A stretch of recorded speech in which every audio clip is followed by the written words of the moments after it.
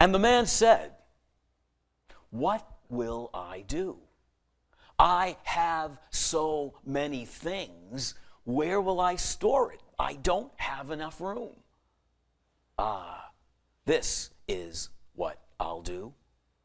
I'll get bigger places. I'll build bigger barns.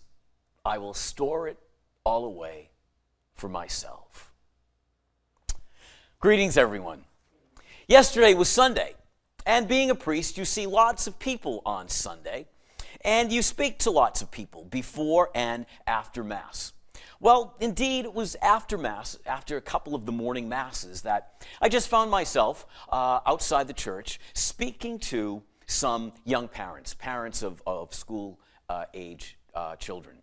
And I don't know how we got on the subject. There must be some activities going on in the local school system, because for whatever reason, we ended up talking about permission slips and the importance of permission slips, what they were, why you need them, and why they're so good.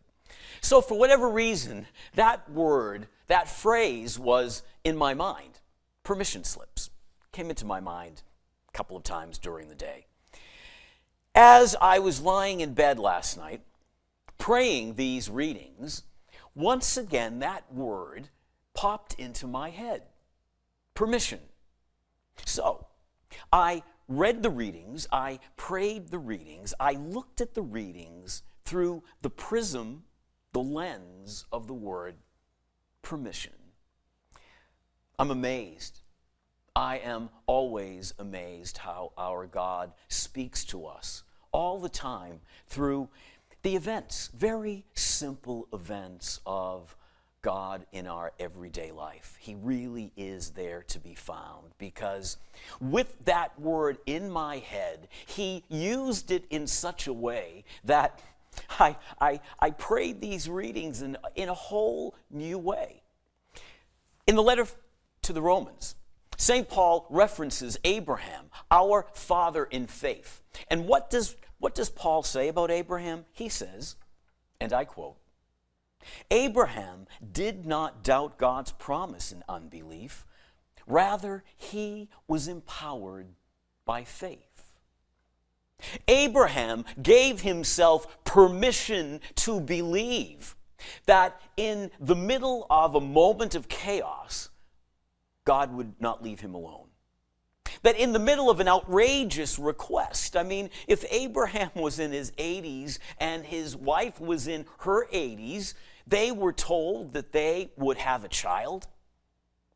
Outrageous. But Abraham gave himself permission to believe.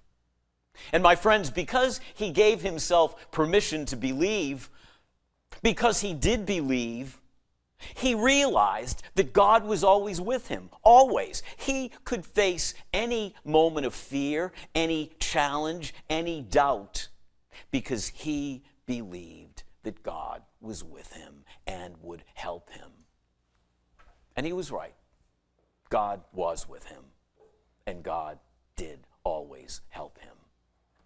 He gave himself permission to believe that God would take care of him. Unlike the man in the gospel.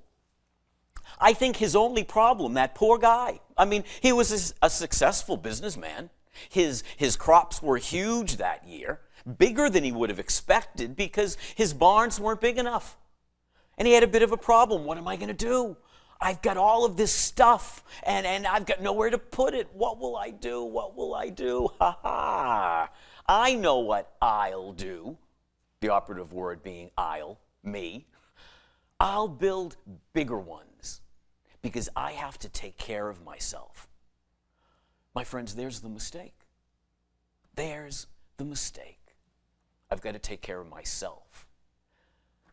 What about God? Did he not give himself permission to believe that God would take care of him? Because I'm willing to guess, if he had taken another route in his life, if he believed that God would take care of him, it would occur to him that maybe God was taking care of him. Maybe it would have occurred to him that all of that extra grain well, maybe there'd be some hungry people out there in the world that could use a little help. Maybe there were some hungry people out there in the world who could eat some of that grain and stay alive. But because he didn't give himself permission, he worried about himself. Me, me, me. My friends, I think the message to you and me is clear. You and I are called to trust in the promises of God in the same way that Abraham did, in the way that this poor man didn't. God is there for us. In the midst of our chaos, he's there. In the midst of the tumult of our everyday lives, he's there. In the midst of some of the outrageous situations that you and I might find ourselves in, he is there. Right now, at this moment, at this very moment in time, whatever you're facing, give yourself permission to believe that he is with you, that he is there, that he cares about you. He is your strength, and you will get through. My friends, give yourself permission to believe that, and that will happen. He works through faith. Grace builds on nature, and that's us. Don't be afraid to believe that God loves you. Don't be afraid to believe that God lives in you, because he does.